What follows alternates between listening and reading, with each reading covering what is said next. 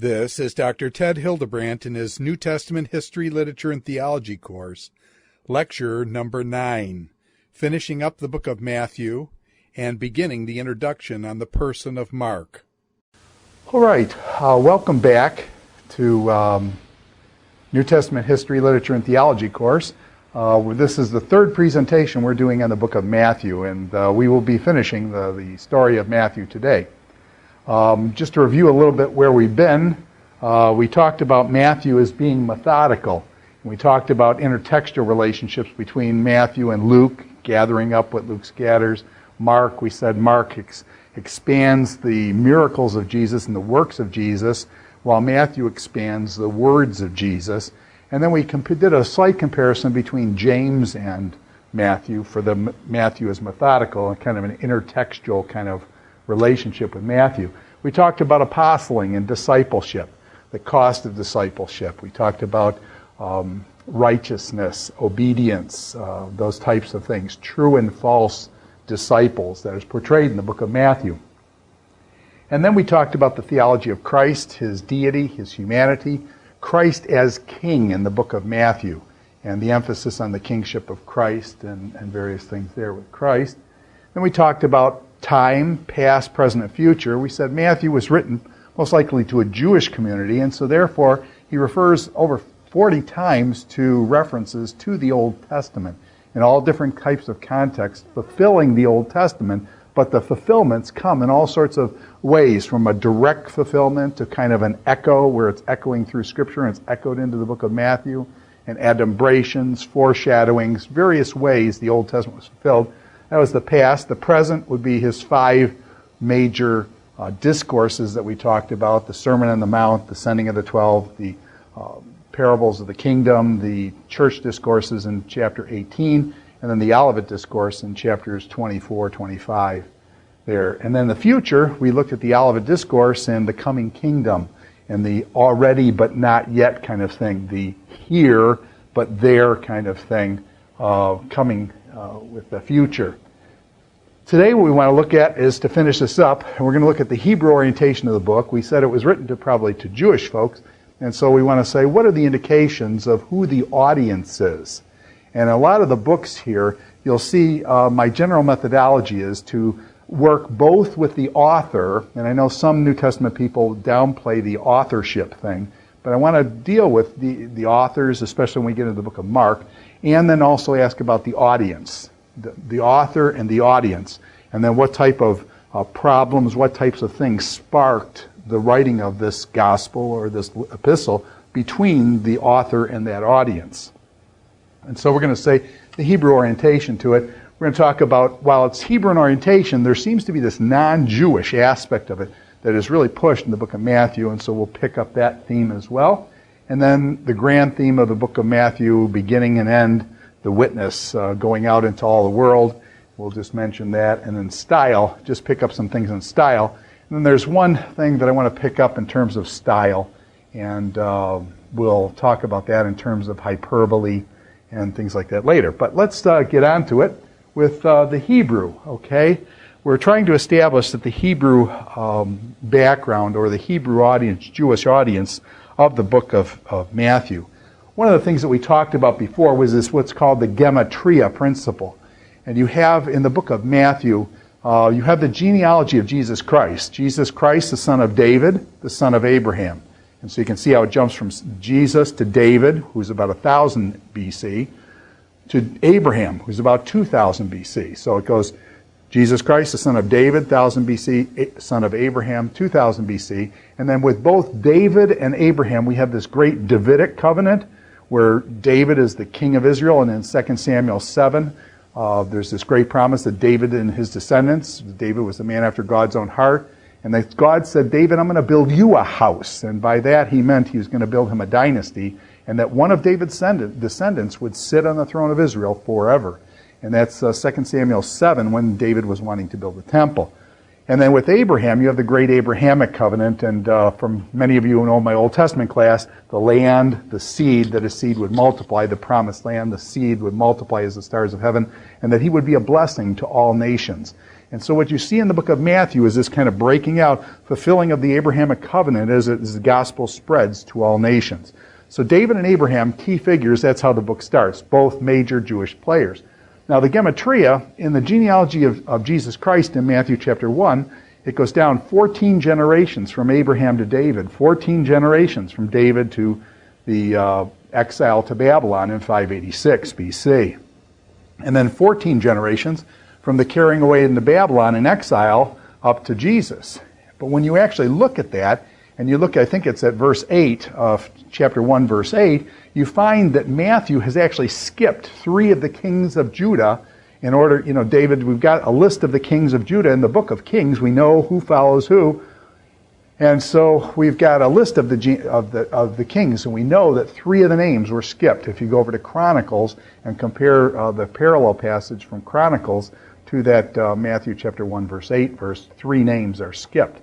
So he does that in order to make it work out to be 14. And we said in ancient times they used the alphabet as their number system, whereas in English we've got a separate alphabet and we've got a separate number system, 1, 2, 3, and we've got ABC, 2 different systems. They use their alphabet so that A would be 1, B would be 2, C would be 3, D would be 4.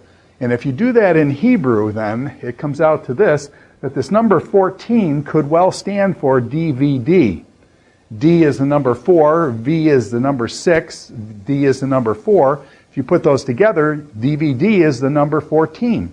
And so it's been suggested through this gematria principle, working with numbers and letters, that Matthew is trying to say Jesus Christ, 14 generations from Abraham to David, 14 from David to the exile, 14 from the exile to Jesus, that Jesus Christ is a son of David, Jesus Christ is a son of David, 14, 14, 14, working off that principle. So again, if you weren't Jewish, you wouldn't know the DVD. Now DVD, we said the Jews, at this time, they're not putting in the vowels. Vowels weren't pointed in, so you just have consonants, and so that's why it's DVD. Now, also in the book of Matthew, he does this Eloi, Eloi, lama sabachthani, my God, why have you forsaken me? He has that in Aramaic, and that's present there as well. He uses the word behold a lot, which is the Hebrew word hine. It's used a lot. He also uses this prophecy fulfillment motif. We've looked at that already back when we were talking about time and we were talking about how Matthew quotes the Old Testament. You've got, for example, Matthew chapter 1. Jesus Christ is born of a virgin, a Parthenos. Mary is a virgin. Joseph is puzzling over what to do. And then it quotes that passage from Isaiah chapter 7. Behold, a virgin will conceive and bring forth a child. And so then you get this connection between what's going on in Isaiah chapter 7 with what's going on with Jesus and this virgin conceiving, and this connection between Isaiah. Bethlehem, that he would be born in Bethlehem of Judea. And so they go down into Bethlehem. There's no room for them in the place where they were staying, possibly with relatives in Bethlehem. So the prediction from Micah chapter 5, verse 2, I believe it is, Bethlehem, they go down into Egypt. And we said that was from Hosea 11. That was a little different, that out of Egypt I've called my son. And there you get Jesus as kind of a new Israel. And then we said also in the book of Matthew portrays Jesus as a kind of a new Moses.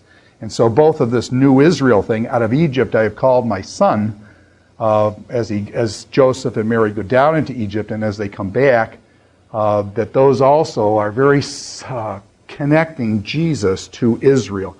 Jesus is the new Israel. Jesus is the new Moses, and gives 5 discourses. So the use of Old Testament then is one of those indicators that it's a very Jewish connected book. Matthew 5:17, Jesus said, I did not come to destroy the law, the prophets, but to fulfill them. And so you get Jesus as kind of the climax, the fulfillment of the destiny of the law and the prophets, Jesus fulfilling it. Matthew chapter 5, another quote there.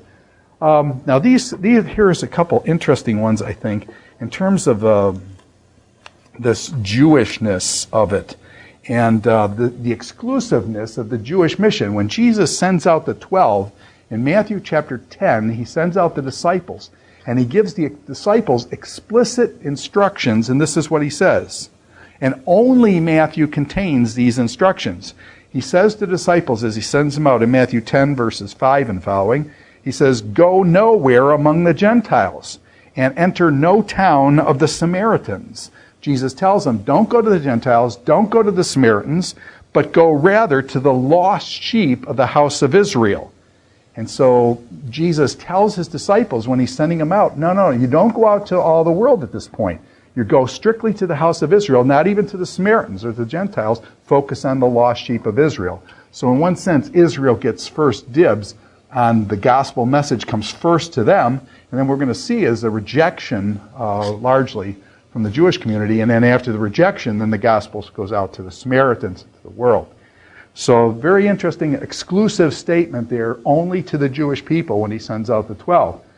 Another one that comes up here that's interesting is the Syrophoenician woman, or the Canaanite woman. And she comes to Jesus, and she's wanting Jesus to basically to heal her, and heal her daughter up in Syrophoenicia, up in Lebanon area, just north of Israel. And Jesus says to her, I was only sent to the lost sheep of Israel. I was only sent to the lost sheep of Israel. And basically, he said it's not right to take the children's food and to feed it to dogs. And the woman comes up and says, well, even the dogs eat from the food under the table. Even the dogs eat from the food under the table. This is from Matthew chapter 15, verse 24 in that area. So this woman comes back and said, Jesus says, wow, I haven't seen such faith in Israel and things. He says, go, your child's healed. And but Jesus first puts a little hesitancy there. I was only sent to the lost sheep of Israel. And then she responds that way. So you get these kind of exclusive Jewish statements, both with the Canaanite woman and with the sending of the 12, which would indicate a Jewish audience, as being highlighted here. Now, if you're writing to Jewish folks, you don't need to explain Jewish customs. If you're writing to Jewish folks, you don't need to explain Jewish customs. And so what you have here is a couple interesting examples. Mark chapter 7, verse 3, and I want to compare that with Matthew, the parallel in Matthew chapter 15, verse 2. Okay, Matthew 15, 2, comparing it with Mark, and Mark chapter 7, verse 3. Let me see if I've got that up there. Yeah, these two verses here. Matthew 15, 2 with Mark 7, 3. Let me first read Matthew. You see how short and concise this is. Why do your disciples break the tradition of the elders? The Pharisees are complaining. They don't wash their hands before they eat. They don't wash their hands before they eat. End of discussion. Your disciples, Jesus, aren't following the traditions of the elders, and they're critiqued. There's no explanation. It just says it's assumed that the people know that the Pharisees and others wash their hands. So it just says simply, why do your disciples break the tradition of the elders? They don't wash their hands before they eat. Period. End of discussion. Mark, on the other hand, we're going to show is writing to probably a Roman audience. And so Mark says this, some saw his disciples eating food with what were unclean, that is, unwashed hands. And then in brackets in your NIV it will say, the Pharisees and all the Jews do not eat unless they give their hands a ceremonial washing, holding to the tradition of the elders. When they come in from the marketplace, they do not eat unless they wash. And they observe many other traditions, such as the washing of cups, pitchers, and kettles. End quote. And so you have in Mark this long explanation that the Jews, when they go out to the marketplace, they come in, they wash, it's a tradition, they wash their hands. Not only do they wash their hands, but they wash the kettles, the pitchers, and the cups when they come in. So Mark, because he's writing to a Roman audience, has to explain what is this tradition that they're catching Jesus on here about his disciples not washing hands. And so Mark elaborates on, actually it's much more than what the Jesus and the Pharisees interaction. It's much more the side comment that Mark makes to his Roman audience is much longer than the interaction between Jesus and the Pharisees. So it's very interesting here. The customs are explained in Mark and not in Matthew. Same type of thing with the kingdom of heaven. Matthew refers to the kingdom of heaven rather than the kingdom of God. And many people see that as a statement that Matthew is referring to Jewish folks, and so he doesn't want to use the word God, so he uses a circumlocution. He uses a circuitous way, and he says the kingdom of heaven. And that way there's no sense of blasphemy in using the name kingdom of God or something like that, which there hasn't to do. Now, here's another one that's, I think, pretty fascinating. Jesus, in Matthew chapter 5, verse 43, talks about hating one's enemy. You've heard it said, love your neighbor kind of thing, but then hate your enemy. And in Matthew 5:43, he quotes this thing, you've heard it said, hate your enemy. But there's nowhere in the Old Testament where it says, hate your enemy. And actually, what turns out, what that's probably coming from, and people do notice, maybe not it's coming from directly, but it's reflecting the general ethos of the Jewish community at that time, is the Dead Sea Scrolls. The Dead Sea Scrolls do have hate your enemy. So the Dead Sea Scrolls have hate your enemy. So in other words, what Jesus is quoting here is not something from the Old Testament. He's quoting something that was prevalent at the time in Judaism. The Dead Sea Scrolls actually have recorded something like this. And so it's very interesting that in the book of Matthew, Jesus is shown to be very, very Jewish. In other words, not just the Old Testament citations, but here he seems to be citing things that were just prevalent at the time that were recorded in the Dead Sea Scrolls. So he seems to be aware of, and I'm not saying specifically he was aware of the Dead Sea Scroll community and their quotation of that. But what I'm saying is the Dead Sea Scroll may have been reflecting a broader cultural phenomena that was going on at the time. So again, that would be a Jewish focus. Same type of thing, a little different, but similar to that, is the deal with the Sadducees. The Sadducees don't believe in two things. They don't believe that there's a resurrection from the dead, and they also don't believe that there's angels. The Sadducees, as we said before, were a wealthy group. The Pharisees were actually the Pharisees were much more esteemed in Judaism, and the people respected the Pharisees. And the Pharisees actually were viewed as more strict Jews, whereas the Sadducees were seen as wealthy, Hellenistic. They've adapted to Greek culture, and therefore they were, in a certain sense, moving over toward that more liberal perspective and integrating with Hellenism. Now, what happens with the Sadducees? Sadducees come to Jesus and they say, well, Jesus, we got this problem. They're setting him up, obviously. And so they say to him, there was this woman, and she was married to a man. They had no children, and the man dies. Well, as the levirate marriage comes, then there's a second person, the brother, must marry the woman and raise up seed to the first son. Well, the brother marries her, and they don't have any children, and he dies as well. And finally, all 7 brothers marry this woman, and they all die. In the resurrection, therefore, whose wife shall she be? In other words, after the resurrection, she's been married to 7 men. What's the deal? In heaven, is there polygamy where one woman has 7 men and things? And you can see all sorts of overtones to that. Jesus then responds absolutely brilliantly, as always. And Jesus says, you don't know the power of God. You don't know the Scripture or the power of God. Because in the resurrection, they'll be like the angels, neither marrying nor given in marriage. And that freaks the Sadducees out because they don't believe in angels either. So Jesus uses that which they have denied to answer the question and saying, no wonder why you can't understand the resurrection. You don't believe in angels? That would solve your problem just like that. And so Jesus puts it back onto them and basically uses their own lack of understanding about angels and stuff and uses that against them. And so again, that is an in-house kind of fighting. That's an in-house kind of thing. Jesus knew what the Sadducees' position was, and so he uses that and turns it on them. And so again, that's a very Jewish context, the conflict between the Pharisees and the Sadducees. Jesus very well aware of that. Now, next, the kingdom of heaven contra the kingdom of God. And we said that many parallel passages that have in Matthew, kingdom of heaven, when you go over to Mark and other places, they'll say kingdom of God. And just that deference for the use of the word God in that kind of a context. Now, Israel is used actually 12 times in the book of Matthew, but 6 times in the book of Matthew. Matthew alone uses the word Israel.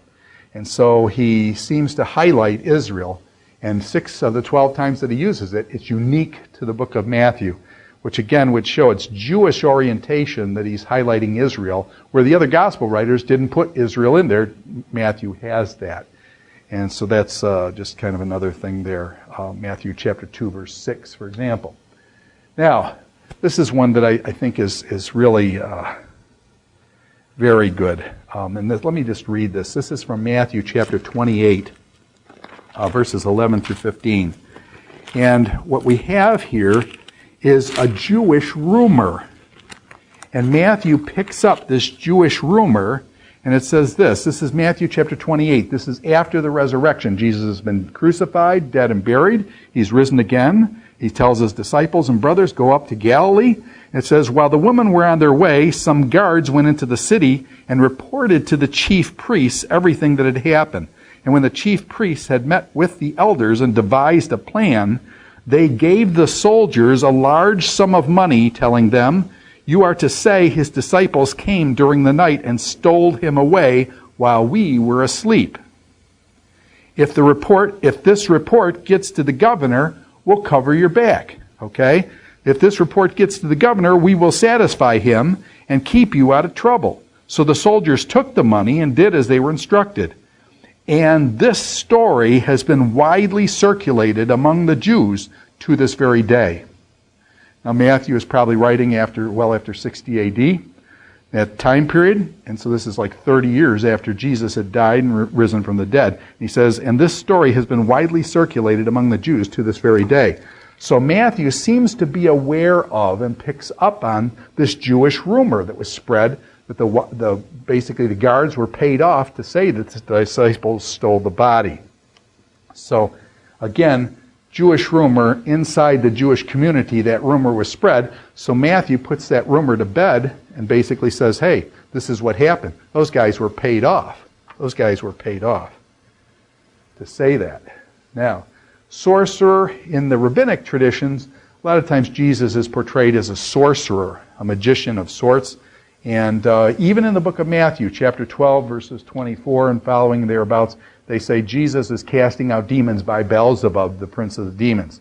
And so this idea that Jesus is a sorcerer is already brought up in the book of Matthew, and it's believed that Matthew may be trying to short-circuit some of the Jewish criticism that Jesus was a sorcerer, and Jesus then refutes that, saying, well, if I cast out by Beelzebub, then Beelzebub's opposing himself. That doesn't make sense. And so you get that kind of thing. And then who do your disciples cast him out by?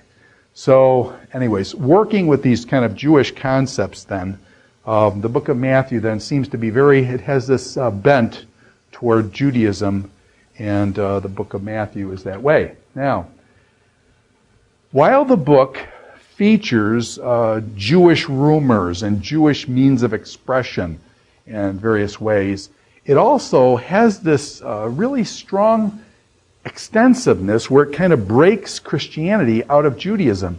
And it may be in the early church that the early church was initially Jewish, okay? The Christianity started in Jerusalem as, Jesus rose from the dead there, and then boom, Pentecost. Pentecost takes place. We're in the temple area there, and Jesus going up on Mount Olives and ascending to heaven and things from the Mount of Olives, which is just outside Jerusalem.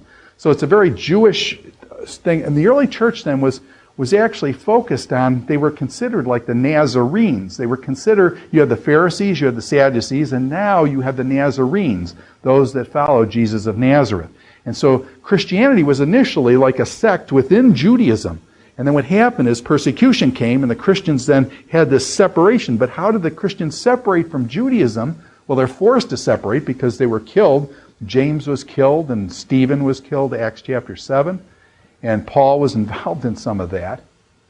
And so the early Christians then, in one sense, are having a major identity crisis of sorts because they were Jewish. Jesus was Jewish. The 12 apostles were Jewish.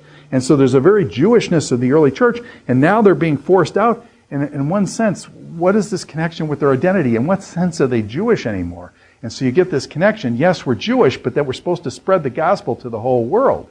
And so you get this tension then. In what sense do the Gentiles come in? And do the Gentiles have to become Jewish before they can become Christians? And so this becomes a tension. And in the early church, persecution, I should say this too, and we'll probably come back to this, but persecution came to the early church because when the church was considered a sect of Judaism, the Jews had like a special dispensation from the Romans that basically the Jews were allowed to be the Jews, and the Jews served one God, and they didn't serve all the gods of Rome. And so the Jews basically got a break from the Romans and weren't persecuted that bad. Now the Christians, as long as the Christians were under that umbrella, the Christians were protected in that way. But when the Christians become kind of a separate unit then, the early Christians were condemned and were persecuted for basically three things. One, they were condemned as atheists. Because, see, the Christians worshipped a God you couldn't see. And so, therefore, the other gods, they had statues of them and various things. The Christians were condemned as atheists. One of the early Christians, as he was dying on his the fiery fire that was going to burn him to death, basically was condemned as an atheist. And he went like kind of this, and he said, basically, away with the atheists, saying, you guys are really the atheists because you believe in things that aren't really God. And so the church was condemned for being atheists because they believed in a God you couldn't see. Secondly, they were condemned because they were cannibals. And they were condemned for cannibalism because they ate his body and drank his blood. And so you see the early Eucharist and the Lord's Supper was used then, that they said, whoa, these people are eating his body and drinking his blood. These people are cannibals. And so therefore they were condemned as cannibals. And then lastly, they were condemned for incest because they married their brothers and sisters. They married within their own little group. So they married their brothers and sisters. Well, they didn't realize this is talking about spiritual brothers and sisters. That doesn't mean you're actually physically related to them. So for incest, for cannibalism, and for atheism, the early Christians then were persecuted. And then probably a big, huge thing, and this my good friend Dave Mathewson brings out so well in his lectures that you can watch online, is emperor worship. And then various regional aspects of that, where regional folks are trying to show their allegiance to the emperor by demanding that the Christians and others then show their allegiance to the emperor by emperor worship. And then when the Christians don't do that, that becomes a problem. So this extension, breaking out of Judaism and moving to the Gentiles. And so I want to just talk through Matthew chapter 1 is a genealogy. Now I know that when you talk about genealogy, everybody goes to sleep. It's like, this is really boring. We don't do genealogies, except if you do genealogies, you got to be over like 70 before you do genealogies that are interesting. And so, but let's think about the genealogy in Matthew chapter 1. Jesus Christ, the son of David, the son of Abraham. And Abraham begat Isaac, and Isaac begat Jacob, and Jacob begat the sons of Israel, 12 tribes, and then 12 tribes coming down to Judah, and Judah begat Perez and Zerah, and coming down like that. And so what you've got is this list then through Judah down to David, and David's descendants after him, Solomon, David's son, and then on down to that, all the way down to Joseph. And Matthew chapter 1 gives the genealogy of Joseph, Jesus' legal line that he could sit on the throne of David as being the son of David. But what's interesting is, while it lists all the kings of Israel who are very, very, very Jewish, it's very interesting. There's 4 women that are mentioned here. In the genealogy of Christ, there's 4 women. And I just want to go through them because I think it's absolutely fascinating here. The first is Tamar. Tamar. And it says that Judah bore Perez and Zerah off this woman named Tamar.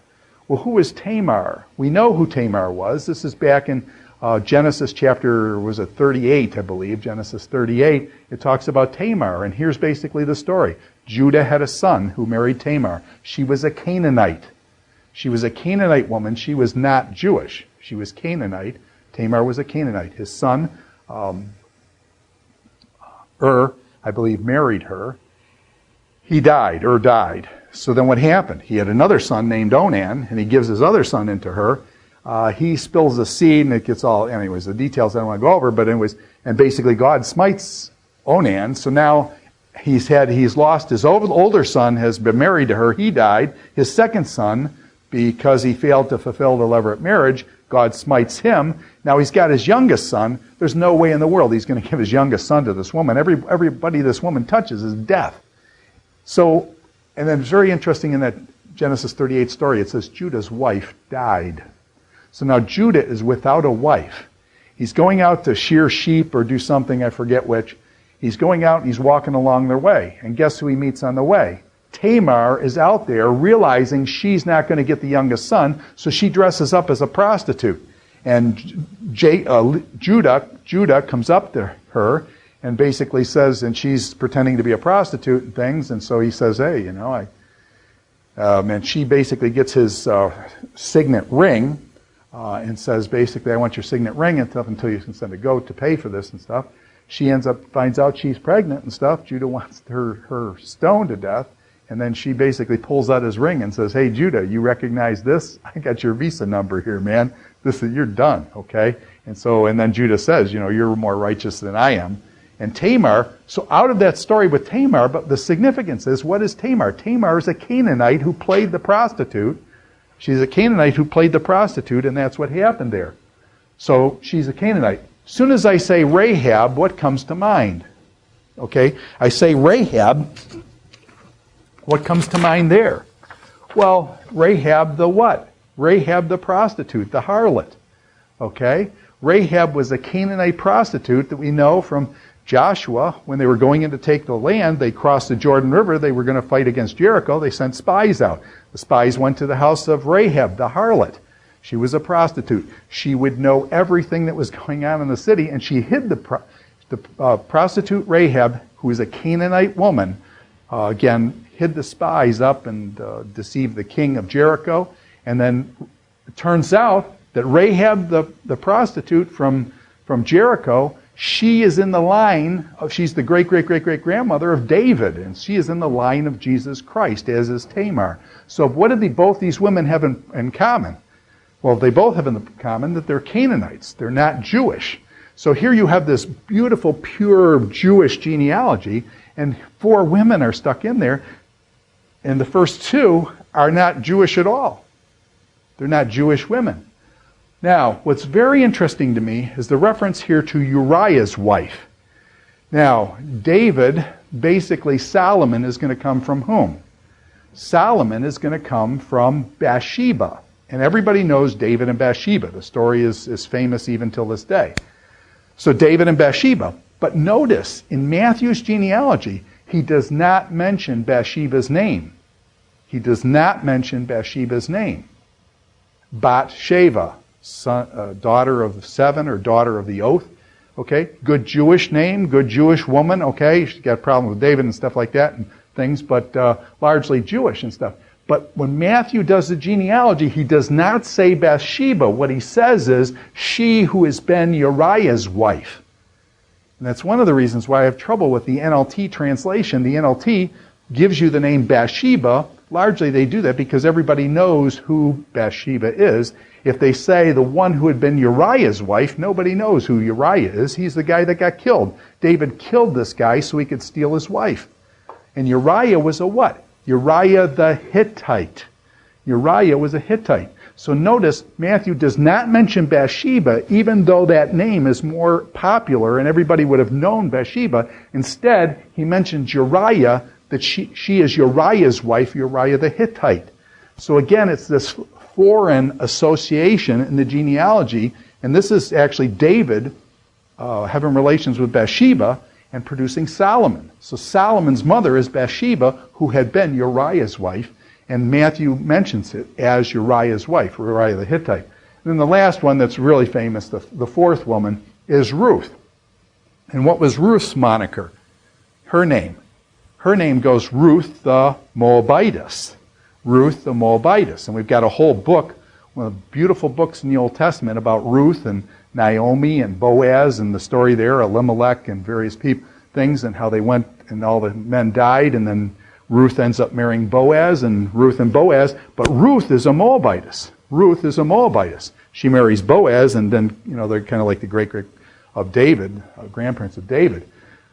So Ruth, the Moabitess. So what I'm suggesting here, this is a fact, Tamar, Rahab, Ruth, and Uriah's wife, those are all associating then with these non-Jewish people that are Gentiles outside there. So you already, in the genealogy of Jesus Christ in Matthew chapter 1, yeah, sure, Jesus Christ, the son of David, the son of Abraham, but you get this breaking out in the genealogy, the 4 women that are mentioned there. There's only 4 women that are mentioned. Every one of them has got these foreign connections and things. And so I think you get to see this kind of, and in one sense, is the fulfillment of the Abrahamic covenant, where basically the Abrahamic covenant would be that you, Abraham, your descendants, will be a blessing to all nations.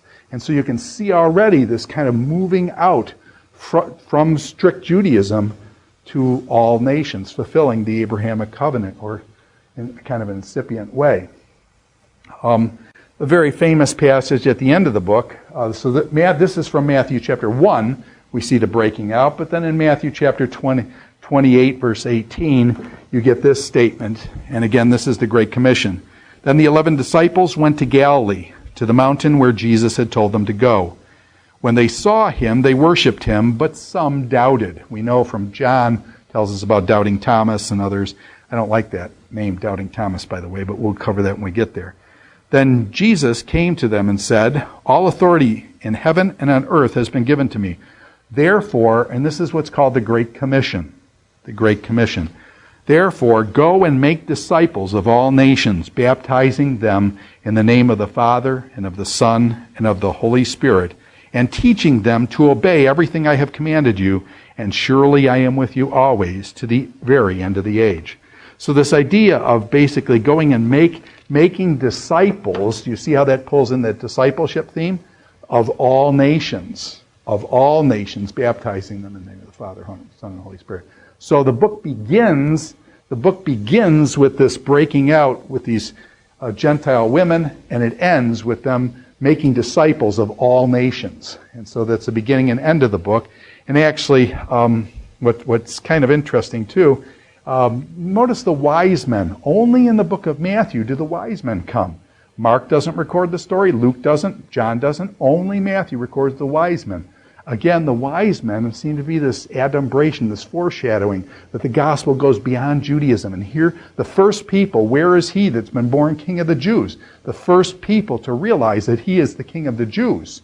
Remember how the story ends with this sign above Jesus' head, the King of the Jews. And here you have the Magi coming from Mesopotamia saying, "Where is he that's been born the King of the Jews?" Again, the story beginning and end with this King of the Jews. Who's the first one that recognizes it? It's not the Jewish people, it's these Gentiles coming in. These Magi, these magicians astrologers from Mesopotamia. So that's, I think, significant and interesting in that regard in terms of breaking out. Now, here's some things you get with this rejection of Israel, okay? In Matthew chapter 8, you've got the centurion coming. This Roman centurion, chapters 8 and 9 in Matthew are a lot about miracles that Jesus did. Matthew chapters 8 and 9, chapter 13 is the parables of the kingdom. But anyways, in chapters 8 and 9, it's a lot of miracles. One of the miracles is this guy who's a centurion. He's a Roman centurion, over 100 people.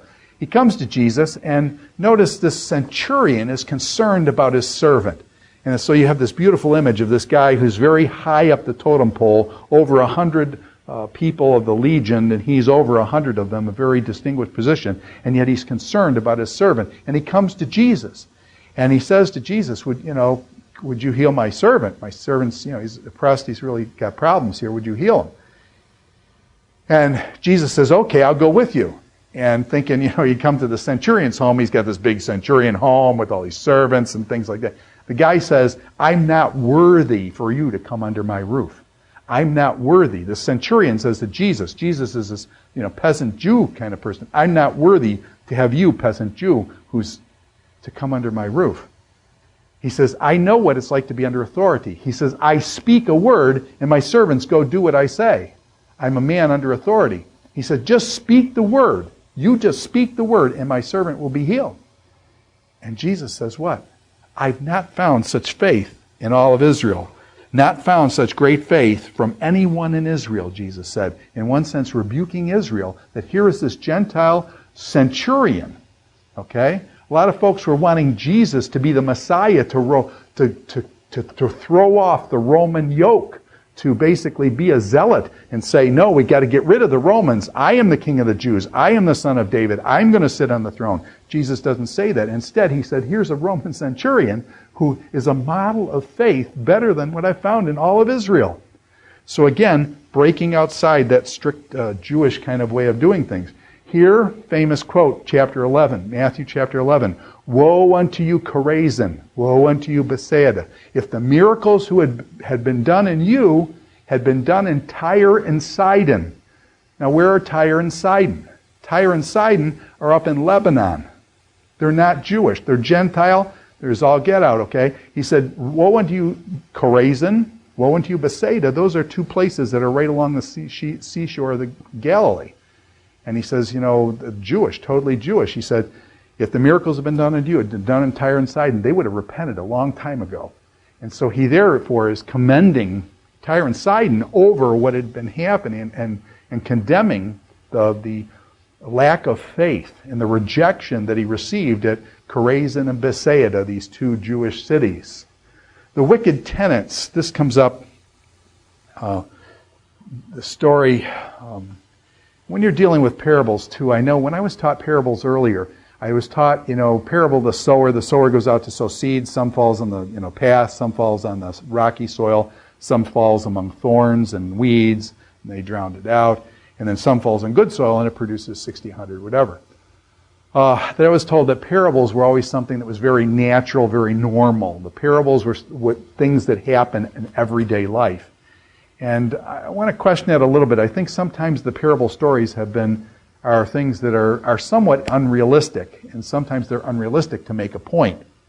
And you have one here with the tenant. So this farmer has got his land. And what he does is the farmer then goes out and he rents out his land to these tenant farmers. Okay, so these tenants are going to these farmers are going to farm his land, and then the deal is that he lets them use their land, they produce crops, they give him a cut of that, and he gets a percentage of it. So what happens is the tenants do it. He sends out his servants to collect the rent, basically, from these tenant farmers. And what the guys do is they catch his servants and they beat up some, and then he sends more, and they actually beat up and kill some of the tenants, the servants that he's sending to these tenant farmers. Finally, he says, they will reverence my son. And I think that's a little unrealistic. If you send out servants to these tenants, and we're thinking, they're going to pay, and they end up beating up your tenants and killing some of them, you wouldn't send your son out. You'd probably go yourself and blow them away. But anyway, so he sends out his son, and you get the imagery here. This is God the Father sending out his son to Israel, and Israel, like the prophets, rejecting and beating up the prophets and things. And so now he's going to send his son, Jesus, and so he sends his son. The tenant farmers look at the son and they say, whoa, this guy, if we put him to death, we will get the inheritance. And so they said, let's kill the son. So they kill the son. What would the father do then? The question comes afterwards. And so what happens is in chapter 21, verse 43, it says this, therefore I tell you that the kingdom of God will be taken away from you and given to a people who will produce its fruit. It will be taken from you, tenant farmers, who didn't produce the fruit, didn't give it to the master, but it's going to be taken away from you and given to a people who will produce its fruit, i.e. the Gentiles, okay? That is the Gentiles. And so this is, again, this notion of the Jews are given the first offer, they misuse that, and so now the gospel is spreading out to the Gentiles kind of thing, the wicked tenants, the parable of the wicked tenants. Instead, the Pharisees figured out that he was talking about them. They got a clue from that, apparently.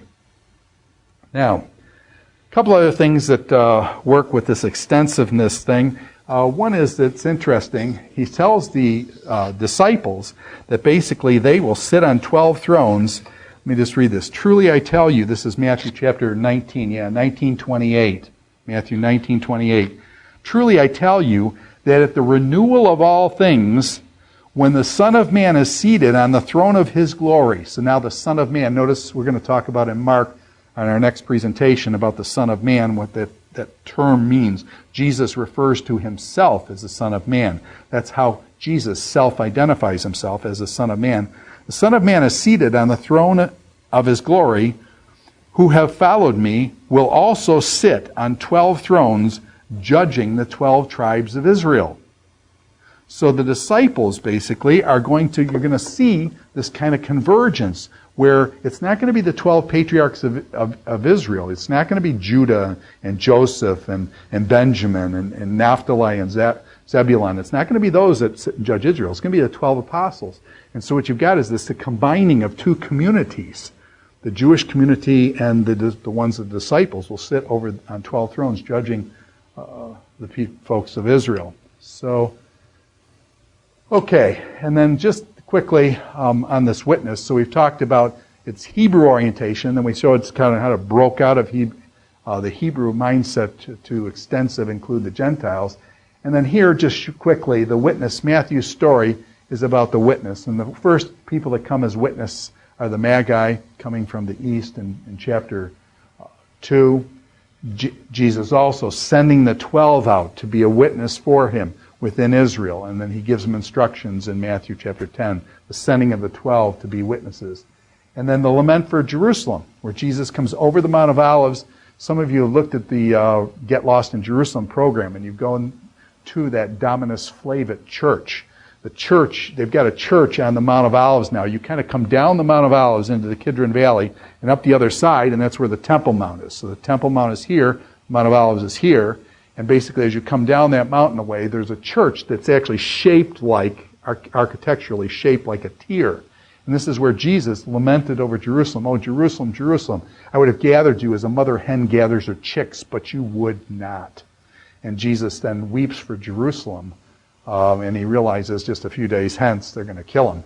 So anyways, this lament for Jerusalem, again, the witness there going out. The gospel spreading, we looked at this last time, I believe, when we were talking about the Olivet Discourse. How do you know when the end will come?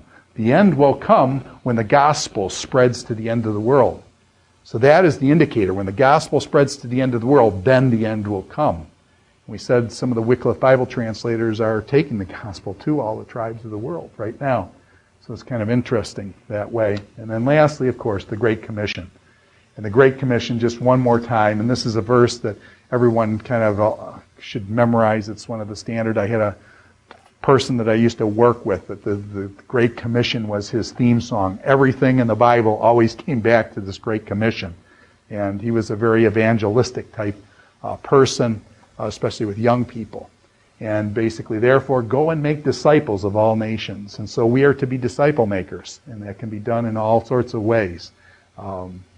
Baptizing them in the name of the Father, Son, and Holy Spirit, and teaching them to obey everything I have commanded you. And surely I am with you always. And so you get this Emmanuel kind of concept, God with us. I am with you always to the very end of the age. And so the book starts with these witnesses. Middle, chapter 10, he sends out the 12, and it ends then sending them out to all nations, this final witness. Now, style. I want to go through some of Matthew's style of writing, and just do this briefly because I don't think this is so significant, but it's just Matthew's fondness for repetition, okay? Truly, truly, I say unto you, says that in chapter 5, verse 18, and it occurs about 31 times, okay? Truly, truly, I say unto you.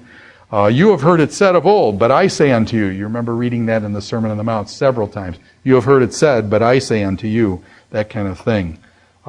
So Matthew seems to like to repeat things. Truly, truly, I say unto you, various formulas, you have heard it said. So he uses these formulas. Blessed are the poor in spirit. Blessed are those who mourn. Blessed are the pure in heart, for they shall see God. Blessed are you when... So you got, when you look at the Sermon on the Mount, blessed are the Beatitudes, all lined up there in a row, starting with the word for the Hebrew word ashereh, or the Greek word makaria. Parallelism. Matthew, because he's Jewish, a lot of Hebrew poetry and is written in parallelism. And so a lot of times you got heaven and earth. And he'll say, heaven and earth, the law and the prophets, the scribes and the Pharisees. And so he'll use these repetitions and things.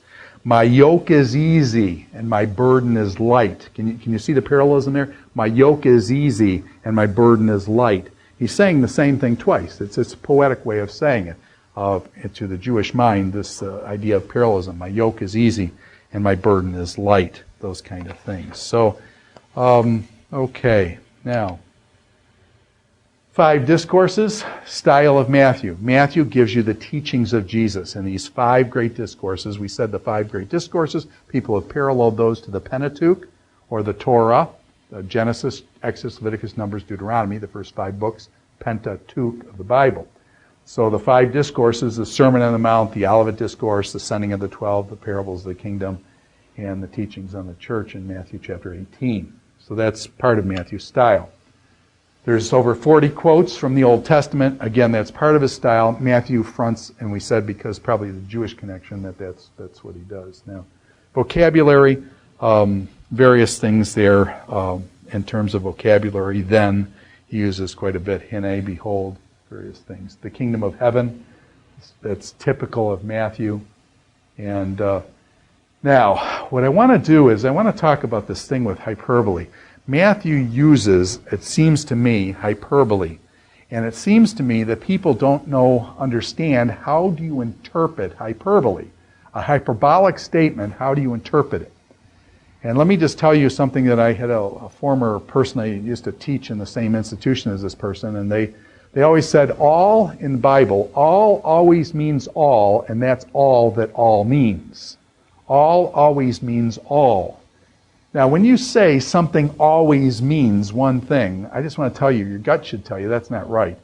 We use words in so many different ways that one word doesn't always mean one thing, okay? All doesn't always mean all. So, for example, we just use that thing with brothers and sisters. We use brothers and sisters. Well, you use it in your family as brothers and sisters. And then you go to church and people greet each other as brothers and sisters and things. So it's obviously very different in terms of how you conceptualize that and stuff. And so what I'm saying is that be careful about this notion. Now, what is a hyperbole and how does this work? In Matthew chapter 3, verse 5, it says, all Jerusalem went out to see John the Baptist. All Jerusalem went out to see John the Baptist.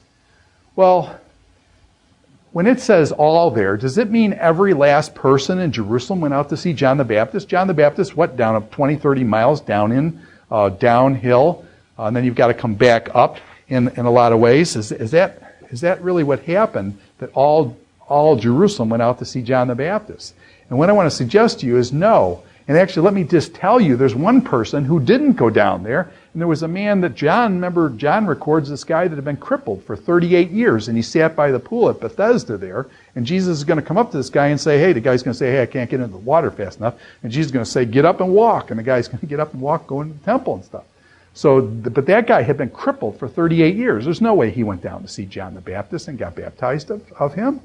So when it says all Judea went down to see John the Baptist, it's meaning all, the same way we mean that everybody went to the basketball game, man. Everybody was at this game, man. Everybody was there. When you say everybody, all Gordon College was at the basketball game, that's a hyperbole. It's an overstatement. Let me just define what a hyperbole is. A hyperbole is an overstatement for emphasis. And we do that all the time. Okay, that was a kind of a corny joke, okay? We do that all the time. Well, I really don't do hyperbole all the time, so that's an overstatement itself for emphasis.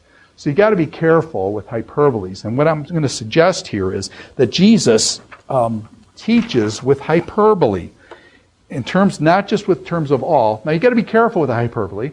When Paul says all have sinned and come short of the glory of God, when Paul says all have sinned, does he mean every last person? Yeah, in that case, all means all.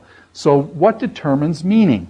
What determines the meaning of the word all, whether it means absolutely all, or whether it means in a hyperbolic sense, just most of the people were there? Context determines meaning. And that's one of the things I really try to push in this course. What does a word mean? You can't just take a word out of context and tell what it means. You've got to basically look at a word in its context. And so all sometimes will mean absolutely all, with no question. All have sinned and come short of the glory of God. At other times, all Judea went down to John the Baptist. That's a hyperbole. It's an overstatement for emphasis. And so you've got to be careful with this. Now, let me just push this a little bit further. I worry sometimes that people take the Sermon on the Mount and they absolutize statements from the Sermon on the Mount. And they say, whoa, Jesus, this is what Jesus said in the Sermon on the Mount. And then they absolutize those statements out of Scripture. This is what Jesus said. And then all of the rest of Scripture gets put on hold and put in the background while this one statement is absolutized. What I'm saying is you can't do that. That's an illegitimate way of interpreting the Bible. You've got to interpret every passage in Scripture in light of the other passages in Scripture. You can't just take one verse out of context and then make that be your theme song for the whole the whole Bible. Let me just give you an example. Matthew chapter 5, verse 29. Matthew 5:29. This is from the Sermon on the Mount. And what does it say? And what I want to suggest to you is that this is not meant to be absolutized. Matthew chapter 5, verse 29. As soon as I read it, you'll all recognize it, I'm sure. Okay? You have heard it said, do not commit adultery. But I tell you, anyone who looks at a woman lustfully has committed adultery with her in his heart. And then he says this, if your right eye causes you to sin, gouge it out. and throw it away. It is better for you to lose one part of your body than for your whole body to be thrown into hell. Okay, so if your eye is going to cause you to sin, you're going to look and lust after a woman, gouge out your eye. Well, I know for most guys then, most of you guys are going to have one eye or less, okay? So is this meant to be taken as an absolute statement? Gouge out your eye. And if your right hand causes you to sin, your strong arm, cut it off and throw it away. It is better for you to lose one part of your body than for your whole body to go into hell. So, okay, if your eye offends you, cut it off. If your hand offends you, cut it off.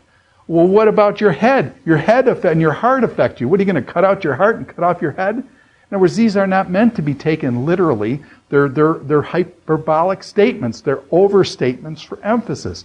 He's not meaning for us to gouge out our eye. By the way, you gouge out your eye, can your head still lust? Yes. Okay? Because lust goes in much deeper than the eye. But anyways, he's just saying the importance of this by gouging out the eye. So what I'm suggesting here is that this is a hyperbolic statement. It's an overstatement for emphasis. And therefore, by the way, some people in the early church did what? Some people in the early church gouged out their eyes. They actually did this, taking this. What I'm saying is you've got to use your head. You can't, be taking it and universalizing. I guess this is my point. You can't take a statement out of the Sermon on the Mount and try to universalize all these statements. You can't universalize this. To gouge out your eye, you can't universalize that when your eye offends you kind of thing. So you've got to be very careful. Let me push this a little bit further. Jesus said if a person's angry with his brother, he's committed murder already in his heart. Okay? Remember that? You've heard it said, do not commit murder, but I say who was ever angry at your brother. Okay? So that's what would be one thing. So you're not supposed to be angry at your brother, because that's, kind of Cain and Abel murder kind of thing. But then what do you do with Mark? So then you try to absolutize that. So then anger is bad. Jesus said anger is bad.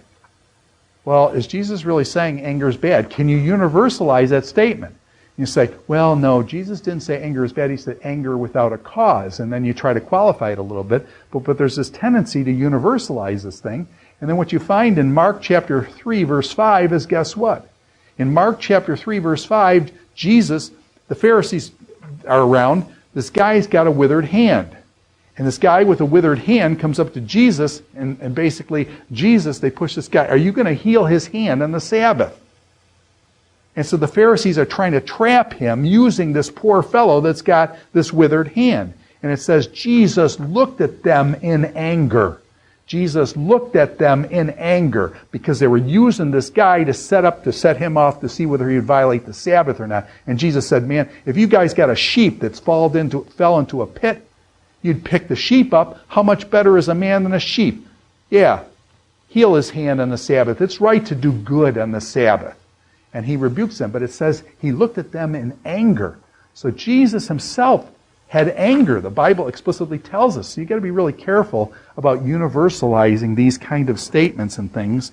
Here's another one. Jesus said, don't call anybody fool. Raka, don't call anybody fool. Now you can make all sorts of little distinctions. You say, well, it's not this kind of fool, it's that kind of fool, and try to play games with the words, but I think you're mincing words there. And Jesus said, don't call anyone a fool and things, and I think you've got to understand that. But yet Jesus himself says what?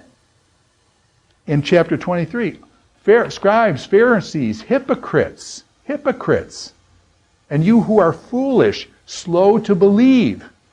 What about the Apostle Paul, who says in Galatians chapter 3, verse 1, he says, oh, foolish Galatians, oh, foolish Galatians. And then you start to say, well, he didn't really say foolish, and you try to make all sorts of excuses for it. But what I'm saying is, don't take Jesus when he said, he's not saying to the person there's some magic formula that you shouldn't say this magic word, and this one word you can't use on people. You're missing the point of what he's saying. Paul will say, oh, foolish Galatians, because what they're doing is wrong. And he points that out. And Jesus will look at people and see them and call them hypocrites and other types of terms. He labels people for what they are. Okay? So you've got to try to understand these things rather than taking a statement out of context and universalizing it. The same type of thing happens with this one. Judge not that you be not judged. I swear, it used to be 30 years ago, if you ask a Christian person what was the chief verse in the Bible that people knew, they would say, "For God so loved the world," John 3:16, that he gave his only begotten Son, that whosoever believeth in him should not perish but have everlasting life. John 3:16 would be the key verse. Even Tebow puts it under his eyes now, okay? John 3:16. However, I would maintain that if you ask people today, what is the most famous verse in all the Bible, most people would say what? Judge not that you be not judged. Judge not that you be not judged. Now, does that mean then, okay, we're not supposed to judge anybody? And then you try to say, well, that means we're not to make judgment calls on anybody and things. But what about that? Okay? What about down in chapter 7, verse 15, when Jesus himself warns his disciple about false teachers? He warns them about false teachers, that they have to judge between true teachers and false teachers. They have to make that judgment call. So when you take this statement and say, judge not that you be not judged, does that mean just relative? We just accept everybody. Everybody's just good and things like that. No, Jesus said there's false teachers out there. And you better distinguish between true and false teachers. Now, you don't have, obviously, the big judgment call at the end of all time with that. But so you got to be careful about taking the statement, judge not that you be not judged, and universalizing that statement. Because Jesus himself says true and false disciples. Jesus himself in Matthew 23 goes up to the scribes and Pharisees and he says, you hypocrites.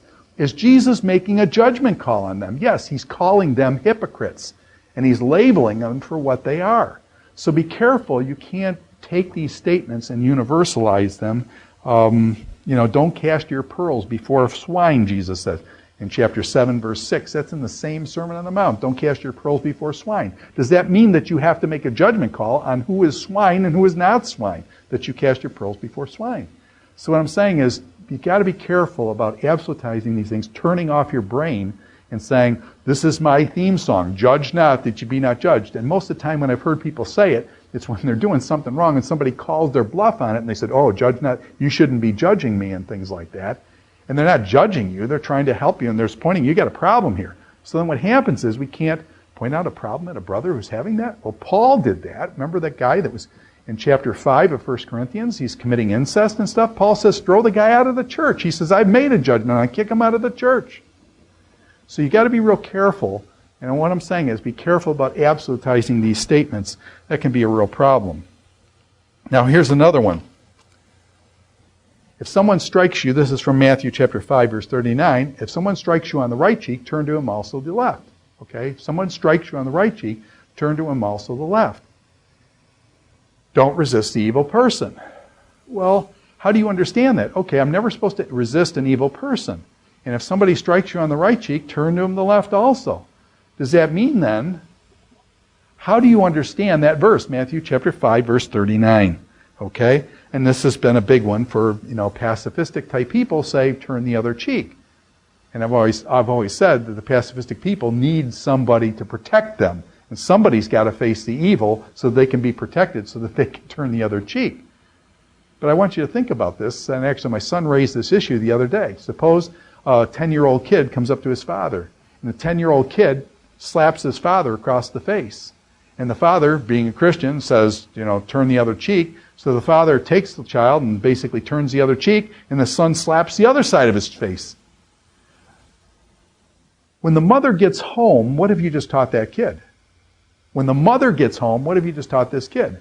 Oh, turn the other cheek. Man, I'm going to slap mom in the face now. Dad didn't do anything. I'm going to slap mom in the face. So you've just taught this kid to slap somebody in the face. The question is that the way you want to rear your children? Something should go off in your head. Something should go off in your gut to say, this isn't right, okay? A child slaps his father, there should be discipline. The Old Testament said basically a kid would really have big problems in the Old Testament if he didn't honor his father and his mother. You're not doing that by slapping them across the face. So are you training your kids to do that? Classic story for me is Dietrich Bonhoeffer. We mentioned him before in terms of the cost of discipleship in that great book that he did and the life that he lived. And he came Dietrich Bonhoeffer was a pacifist, okay? Turn the other cheek kind of person. And when Hitler took over, and he basically came to America, he was out of the environment, he chose to go back in that environment. And when he went back into that environment in Germany, even though he was a pacifist, He basically plotted, he was in on the plot to kill Hitler. He was in the plot as a pacifist, he was in, but what I'm saying is that when he was faced with evil of the magnitude of Hitler and killing of millions and millions of people, that basically even Dietrich Bonhoeffer, who was a, quote, theoretical pacifist, says when he's faced with that kind of evil, somebody has got to stop this guy. Somebody has got to stop this guy. And so he took matters into his own hands at the peril of and cost him his life. So what I'm saying is you've got to be very careful with absolutizing these statements. And you've got to say, are there contexts in where it's really inappropriate? Somebody comes up and is going to, do some damage to my wife or my children, and I turn the other cheek, and then they suffer because I'm not man enough to stand up to it. Sorry for using the term man enough, but that's exactly what I mean. Okay? So in other words, I'm a father of a house, and something very deep within me is to protect my children and my family. And so to turn the other cheek, yes, in certain contexts, it's appropriate for me to turn my cheek. Okay, but in other contexts, it means I'm a coward. Okay? And so what I'm saying is you can't take the statement and universalize it. My TA this year made some great suggestions, too, in terms of understanding this turning the other cheek thing. And what he pointed out was that it's really interesting, this turning the other cheek comes up, the eye for an eye, tooth for a tooth thing comes up in Deuteronomy chapter 19, verses 16 and following. So in Matthew chapter 19, verses 16 and following, it talks about this eye for an eye, tooth for tooth thing.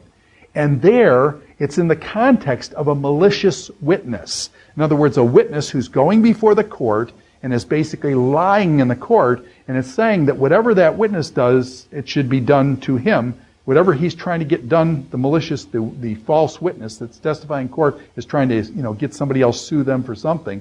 Whatever he was trying to do to that other person, it should be done to him. And so this comes up, and so what happened is that the suggestion is here that the person, it says, whoever strikes you on the right cheek. Now, when you strike somebody on the right cheek, most people are right-handed. What cheek are they going to strike? They're going to strike the left cheek. To strike the right cheek is a person going to be using the back of their hand. They're going to be using the back of their hand. The issue here is not defending yourself. The issue here is one of humiliation and shame. And so one slaps one's cheek in terms of shaming the person, and our honor is to be found not in ourselves but in Christ. And so if you go over to actually Lamentations, it's interesting. Lamentations chapter 3, verse 30. Lamentations chapter 3, verse 30, it talks about striking the cheek as being a sign of disgrace. And that we as Christians should not, we will bear disgrace because we are Christians. As our Master suffered and died on a cross, we as Christians will suffer disgrace. It's not talking about don't defend your family, don't defend your country, don't defend, you've got to be careful about universalizing that. There's going to be a time for what? Ecclesiastes 3, famous passage, the birds made it famous. There's a time for peace, and there's a time for war. So what I'm saying is you can't just take a statement out of Jesus and say, this is the way it should be. This universalizes the statement and stuff. No, you've got other statements in Scripture that says what? God is a warrior. God is a warrior. Look at Exodus chapter 15. God is a warrior, Exodus 15. There's a time for peace. There's a time for war, Ecclesiastes 3. God tells Israel to go into battle in Joshua. And so you can't, and by the way, what about the book of Revelation? When Jesus comes back, the meek and mild, peace-loving Jesus, when he comes back, what is it? It's the battle of Armageddon. Who's leading the charge in the battle of Armageddon? The struggle between good and evil. It's Jesus leading the battle. So you can't universalize these statements. You've got to understand that these statements need to be taken. There are times and places these statements need to be.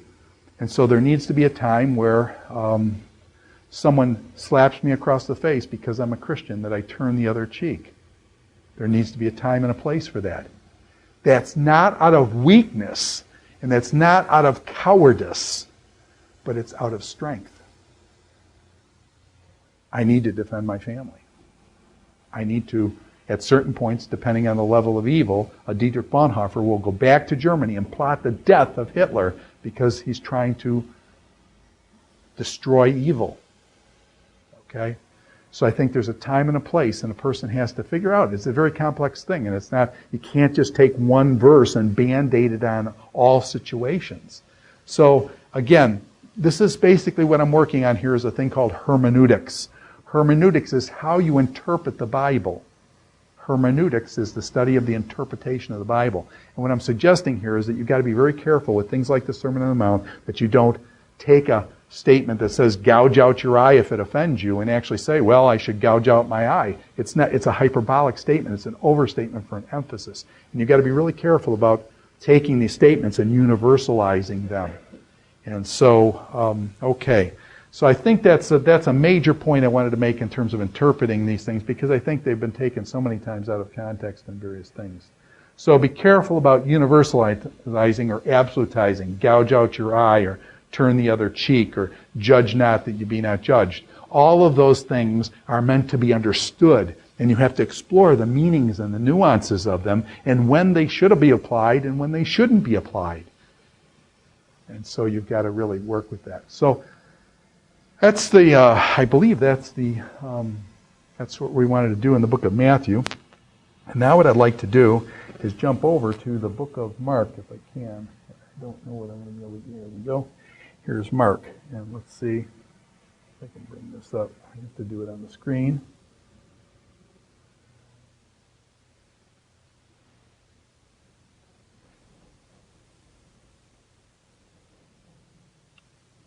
There we go. Transition now over to the book of Mark. And we just want to introduce initially here the character of Mark and talk something about him as a person, and introduce. Mark is going to be, as Matthew was Jesus Christ as king, as Jesus Christ was king in the kingdom of heaven, Mark is going to be the amazing servant of the Lord. And so Mark is going to be, the servant theme is going to be big, serving, that type of thing. The amazing part of it's kind of neat. Let me see if I've got this down here. The amazing servant. And so you've got people being amazed at Jesus. In the book of Mark, this idea of people being amazed at Jesus. So Mark chapter 2, verse 22 and following, it says, people were amazed at his teaching because he taught them as one who had authority and not as the teachers of the law. Then down to verse 27, the people were so amazed that they asked each other, what is this new teaching and with authority? He gives orders to evil spirits and they obey him. So the people are amazed at Jesus. And so it's this amazing servant. But what's interesting to me is that Jesus, at a certain point, he's amazed at the people. Jesus is amazed at the people. Chapter 6, verse 6, it says, he could not do any miracles there except lay his hands on a few sick people and heal them. And he was amazed at their lack of faith. He was amazed at their lack of faith. So you've got Jesus as the amazing servant, but he himself is amazed at their lack of faith. Now, I want to go into the authorship of the book and kind of play the background of the authorship, and then we'll work with this, and then we'll work with this today. What kind of person was Mark? And you say, wait a minute, Matthew was a disciple. He was one of the 12. Okay, Matthew was a tax collector. Matthew or Levi was his other name. Matthew or Levi was a tax collector. Mark is not an apostle at all. So how is it that Mark gets to write a book and things? Well, first of all, he seems to have been a young kid at the time the disciples were there. Since he is inspired, does it make any difference who he was? You say, well, the guy's inspired. We don't really need to be concerned about the authors of these things. And actually, the authors' names are not on these books, and so it's totally irrelevant. And I'm trying to suggest, no, it does make a difference who the author is. You learn something about the person by what they write. You learn something about what they write by who wrote it. And if you know the background of Dietrich Bonhoeffer, and then you read the book Cost of Discipleship, and you knew that this guy went back into Germany after he was free and could have fled. He went back into Germany and did what he did, and then died for his faith. When you read that, and you know that about Dietrich Bonhoeffer, and you read the Cost of Discipleship, then you know this man put his life, the book speaks his life. And so what I'm suggesting is authors are important, and so yeah, it does make a difference. What kind of personal trail does the writer leave in the text? that he or she writes, okay? And how do you see the person in the book that they write? Now, John Mark was his name. His Hebrew name is John. His Greek name is Mark. And so Acts chapter 12, verse 12 tells us his name is John Mark, okay? Two different names. Simon Peter. Simon was his Jewish name, Peter, or Peter upon this rock. And so you get this kind of thing with Simon Peter. Many of them had a couple names, one in Greek, one in, I was going to say one in English, but it's actually one in Hebrew, one in Greek. And even today, when we have a lot of folks coming in from internationally into America in our schools, and many of the students I've had, their name in their own culture is this, and they come into sitting in my class and they call themselves Peter. Okay, but that's not really their name. That's the name they've adopted while they're here in America. And so you get that kind of thing going on with two names between cultures. Whenever you have two cultures interface, you'll get this dual name issue coming up. Now, a couple things about him. Apparently in Acts chapter 12, it says here, let me just read this, Acts 12:12. Peter is in prison. Peter is in prison. The Christians are gathering to pray for Peter. Now, where do the Christians gather? They gather at Mark's house. Now, what does that tell us about Mark's house? If the Christians are gathering here, is it a large house or a small house? If it's a small house, they probably wouldn't gather there. So Mark is from a large house. My guess is then he's from a wealthy family. He's from Jerusalem. Real estate is high there. He's got a big house in Jerusalem. It seems to be close by. And so this guy is from a wealthy family then, big home and stuff. It says, when this had dawned on him, he went to the house of Mary. So his mother's name was Mary. Mary, the mother of John, also called Mark. So Mary was the mother. There's a lot of Marys in the New Testament, so this is another Mary, John Mark's mother, where many people had gathered and were praying. And Peter knocks on the door, and they think it's his ghost at the door. Okay, and this is at John Mark's house. So John Mark seems to have been in the hub of the early Christian church at Jerusalem. They are at his house praying for Peter in Acts chapter 12, verse 12 and things. Some people suggest that Mark puts himself into the book. I actually buy this suggestion because it's not found in the other gospel writers, and it kind of fits with a young person and stuff. And this is in the context of the Lord's Supper. Jesus sends his disciples, and he says, hey, we got to do the Lord's Supper. We're going to do a Passover thing here. And so we need to have a place to have dinner and set up the Passover with. So go into the city, he says, basically. So Jesus is setting this up, and he says, he sent two of his disciples telling him, go into the city, and a man carrying a water jar will meet you. Follow him and say to the owner of the house he enters, the teacher asks, where is my guest room? Notice the guest room. Where is my guest room that I may eat the Passover with my disciples? Now he's got, 12 disciples, himself, that's 13. And he will show you a large upper room, furnished and ready. Make preparations for us there. Many suggest that this man carrying a water jar is John Mark. And go to his house, and it's got an upper room, and it's large and furnished. It's got to have Jesus, his disciples, that's 13. You see 13 plus their family, so you're talking 20, 30 people. You put 20, 30 people, do you need a fairly good-sized house to have 20 or 30 people and to be feeding them and all that kind of stuff? So John Mark's house, possibly putting himself in here in chapter 14:30 as the one carrying the water jar. And then what we're suggesting here is that the Lord's Supper, the Passover meal, that Jesus is going to wash the disciples' feet, that he's going to break the bread, drink the cup, and things of the Lord's Supper, the Eucharist. This takes place at John Mark's house. John Mark's house. So, again, closely associated with apostles and things. A personal touch, and this is another one. This is conjecture as well. But I think it makes sense. Again, this is not found in any of the other Gospels, but it is in the book of Mark, and it would be one of those things that you would remember the rest of your life. And so I think it is very likely that this occurs, Mark being a young person, and I'll give some other things here as well. It says, let me put this in the context. This is the Garden of Gethsemane. Jesus is going to be at the Garden of Gethsemane over at the Mount of Olives. Okay? So what's going to happen is there's a crowd gathering, these thugs that are going to go over and arrest Jesus. Okay? The disciples are all going to flee, and Jesus is going to be left. He's praying at the Garden of Gethsemane. And then these people come and they're going to capture and arrest and take him off to trial and things. It says there in Mark chapter, and this is the only gospel that has this, in Mark chapter 14, verses 51 and 52, it says, "There was a young man wearing nothing but a linen garment, was following Jesus.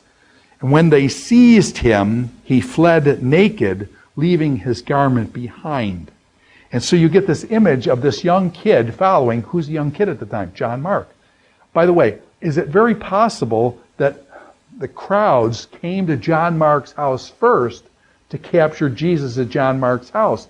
And then basically John Mark says, whoa, I better follow these people down. And so basically he followed them over to where Jesus was, the Garden of Gethsemane, or something like that happened. And then basically they catch him. He's a young kid. They grab onto his garment. He basically sheds his clothes and streaks through the streets of Jerusalem trying to get home, leaving his garment behind naked, okay?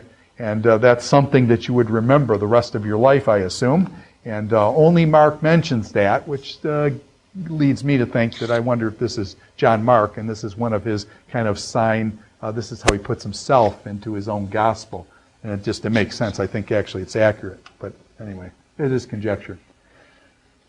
Peter was said, one of the problems Mark has is that Mark is not an apostle. And the early church, when they ask what books get in the Bible and out of the Bible, we've looked at this before in terms of canonical, which books are canonical, they were usually associated with an apostle. So Matthew was an apostle, John was an apostle, Paul was an apostle. He's going to write the epistles and things. James was a brother of Jesus, and Jude was the brother of Jesus. Those were questioned a little bit. And what about this one with Mark? It turns out that Mark, while he's not an apostle, was associated very early. Papias, one of the early church fathers, says that basically, Papias says this. Let me read it from the early 2nd century. "Mark, having become the interpreter or translator of Peter, wrote down accurately, however, not in order, all that he had recalled of what was either said or done by the Lord. For he had neither heard nor followed the Lord. But later, as I said, he followed Peter. Who used to adapt his instructions to the needs, but with a view of making an orderly account of the Lord's sayings. The Lord's sayings, the logia." And this statement from Papias is recorded for us in Eusebius. Eusebius was an early church father who was a kind of a historian. Eusebius was the early historian of the church, right around 325, I believe, if I'm not mistaken. Eusebius, the church historian, records Papias saying that Peter was basically John Mark's mentor. And by the way, the Scriptures confirm that. The Scriptures confirm that. And if you look over to 1 Peter chapter 5, verse 13, and I've got it written down here, so let me just read it from the paper here.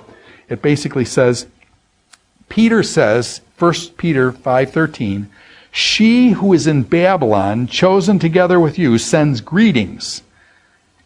And so does my son Mark." And so does my son Mark.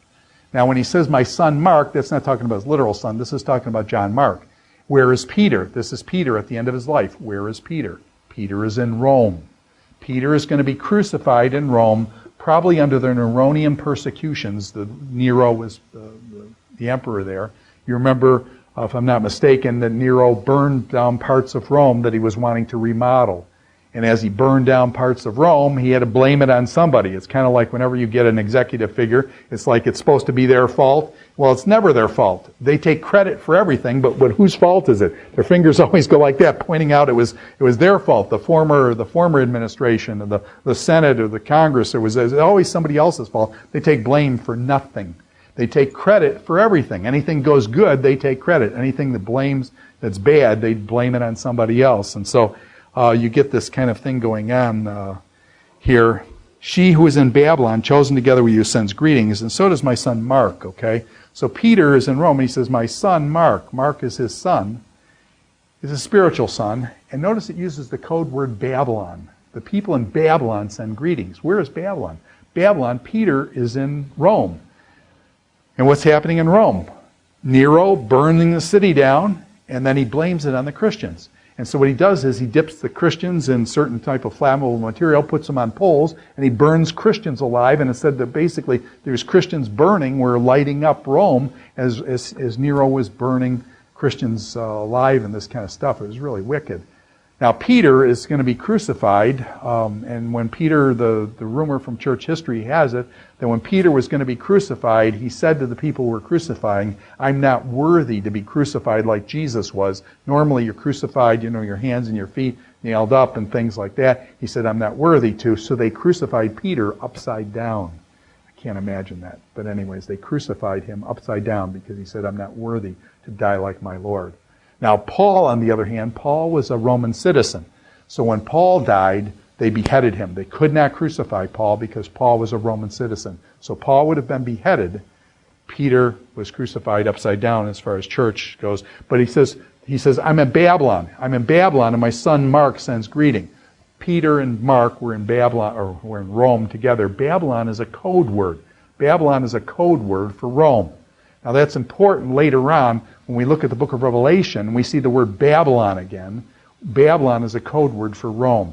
And you need to understand that Peter uses it here in reference to his relationship with Mark and things. And so that's kind of a cool thing. So Peter and Mark are close. Peter calls him his friend. Now, there's a problem here.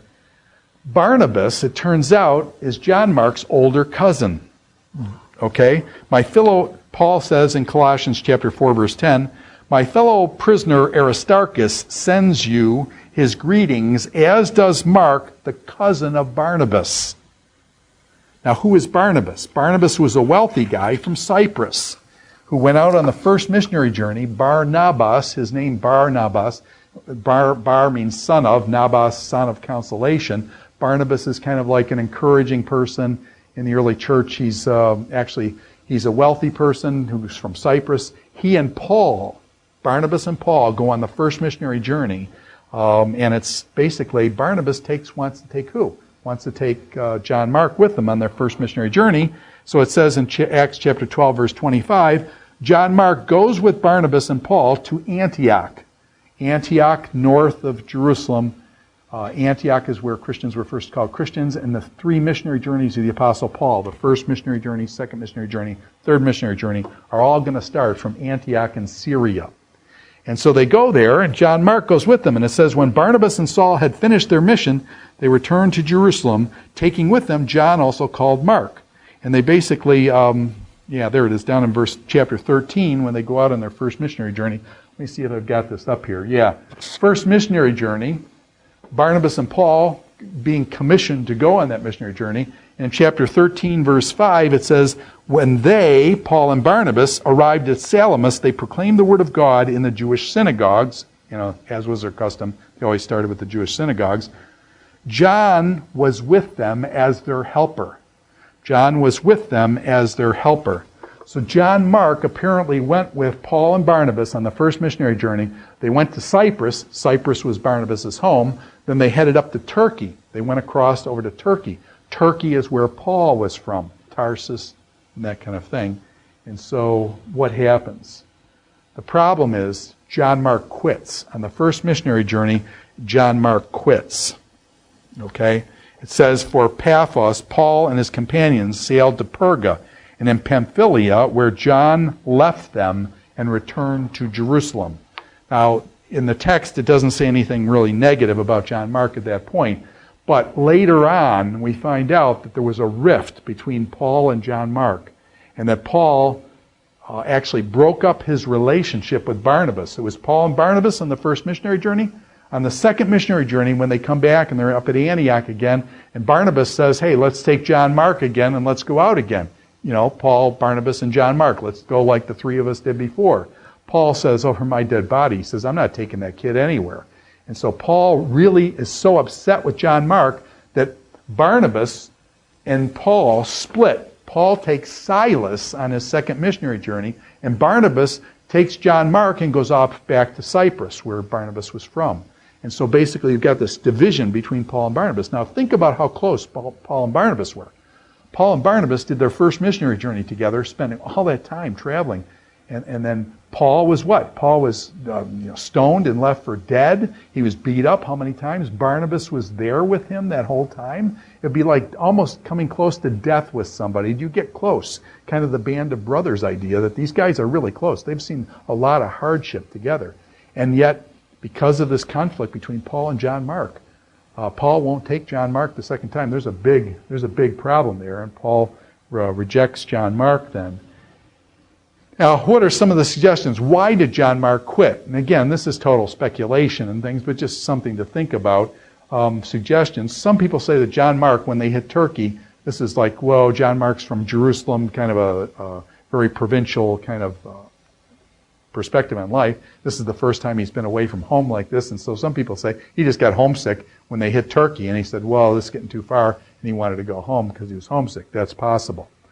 Other people think that there was a tension with Paul, that as they hit Turkey and Cyprus, Barnabas would be the big guy, because Barnabas was from Cyprus and knew the ins and outs of Cyprus. When they hit Turkey, Paul starts to take over, and Barnabas, his uncle, kind of, or cousin, older cousin kind of figure, kind of comes under Paul. And when that shift of power shifts from Barnabas being the leader to Paul being the leader, that upset John Mark. He was saying kind of like, my cousin should be the leader here, and then Paul took over, and that would explain then possibly some of the tension between Paul specifically and John Mark. Other people suggest that it was because Paul started preaching to the Gentiles, and John Mark this was going beyond where John Mark was, and so John Mark really starts thinking about and says, I'm not going to preaching to the Gentiles kind of thing, and so he bails out when they start doing that. So either of these are possibilities, and three possibilities: homesick Paul, or the Gentiles. What happens? Paul and John Mark, this goes on. Can godly folks disagree with each other so much so that they split up? And here you have Barnabas, who's a really, really good guy, and you have Paul, who's Paul the Apostle, who's going to write a huge chunk of the New Testament. The rift between them over John Mark was so strong that it broke their friendship up. That they go separate ways. Paul takes Silas, and Barnabas takes John Mark, goes to Cyprus. Paul takes Silas and goes on the second missionary journey. So apparently disagreements happen among godly people and things like that. Peter's affirmation comes in 1 Peter 13. We looked at this before. Peter says, hey, the folks in Babylon send their greetings, as do I and my son Mark. So Peter and Mark seem to have hit it off. And again, Peter and Mark, they're in Rome now. But Peter would have known Mark because basically he stayed at his house, okay? I mean, when Peter gets out of prison and the angel sets him free from prison, where's the first place he goes? He goes to Mark's house. So they would have known there. They would have had the Lord's Supper there. They would have been known. Peter would have known John Mark and the family. He would have been around the house for quite a while. So John Mark here, Peter affirms him and says, he's my son. This is at the end of Peter's life. And so this is, okay. Now, do people ever change over time? And do people ever regret what they did earlier in life? And how do you work that out in terms of some of these things? Well, here's Paul at the end of his life. Paul's going to write, this is in 2 Timothy 4:11. This is Paul in 2 Timothy 4, he knows he's going to die. Now, Paul knows what's coming, and he knows he's going to die. Let me see if I can get this next point up here. Okay. Paul writes, after big rift with over John Mark and stuff, this is how Paul ends his life. He says, for Demas, because he loved this world, has deserted me and has gone to Thessalonica. Crescens has gone to Galatia, and Titus to Dalmatha. Only Luke is with me. Do you remember Luke's going to write the Gospel of Luke and the book of Acts? Luke was a doctor, and so Paul got beat up so many times. I imagine it was nice having a doctor there to patch him up. But he says, only Luke is with me. And then he tells Timothy, this is 2 Timothy 4, Paul knows he's going to die. He says, get Mark and bring him with you, because he is helpful for me in my ministry. Get Mark and bring him with me, because he's profitable for my ministry. So here is Paul at the end of his life, realizing that there's this huge rift between himself and Mark. And at the end of his life, as he's facing death, he says, Timothy, go get Mark, bring him here. He's profitable for me, for my ministry.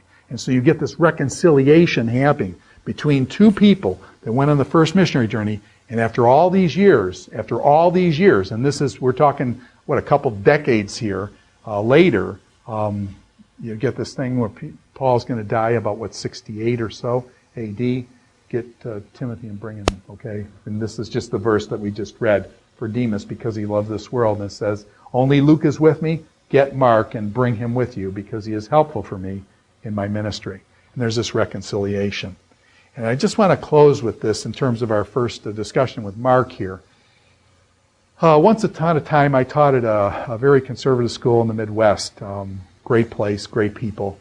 And I worked for probably a decade in what was a maximum security prison. It was in Michigan City, Indiana, a maximum security prison. It was in the 1800s. It was built so the walls were 40 feet high and about 10 feet thick with barbed wire and guards and a whole thing. And it was a massive prison, maximum security prison. It's where all the big boys go.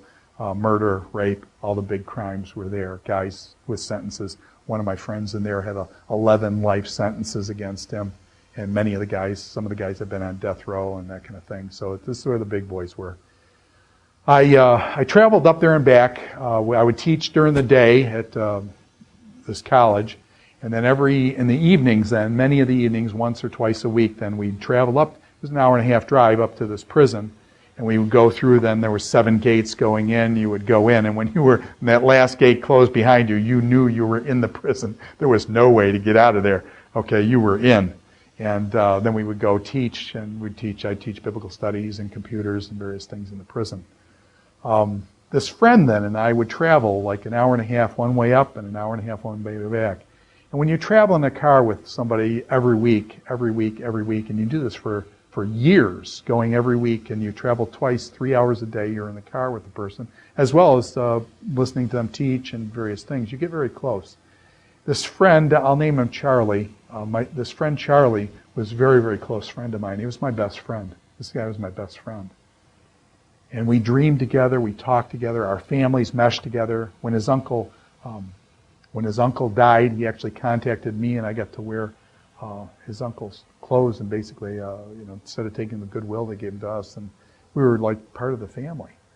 And turned out, after a while, he started some dalliance kind of things with some of the co-eds on the campus and things, and I was involved in the discussion. They were seeing about disciplining him. He had a hard time acknowledging it. We had so much data, it was really clear he was doing things he shouldn't have been doing with the college co-eds and things, and hitting on them and things.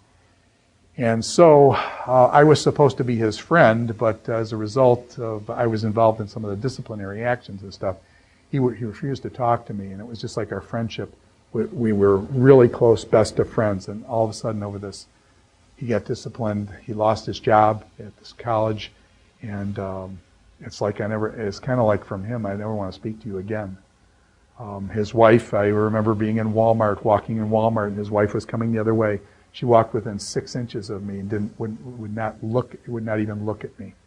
And so I lost this friend.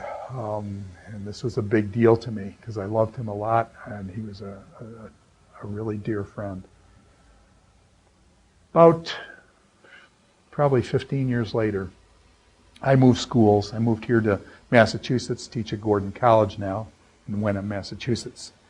I'm sitting in my office in Frost Hall, and all of a sudden one day I get a phone call, and I hear, and he just says, "Hi, Ted."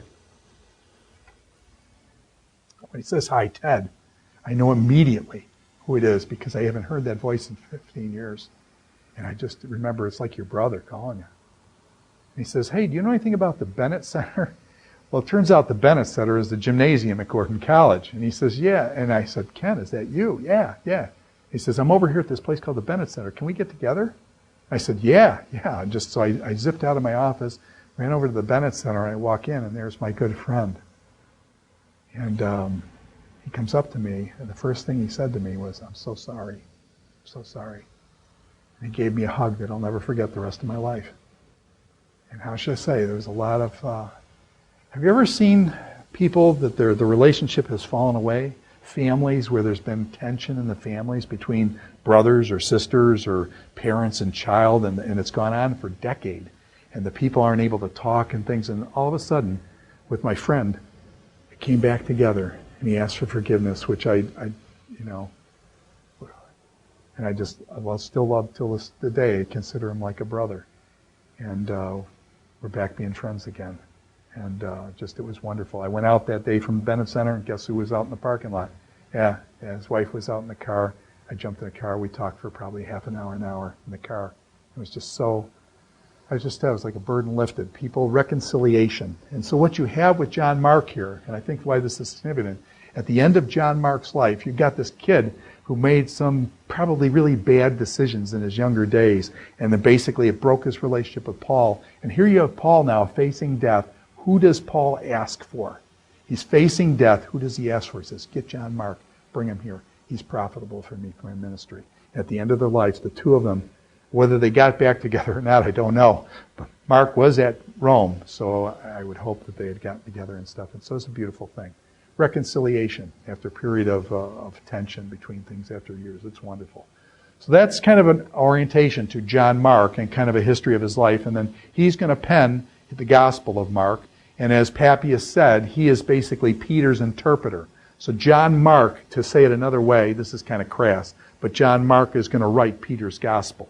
So a lot of the things Peter is going to tell John Mark's going to write that down. So we get kind of a flavor of Peter from John Mark. So, well, let's call it quits there. We're going to take a little break. And when we come back, we're going to look at a couple of major themes from the book of Mark. And, all right, take care.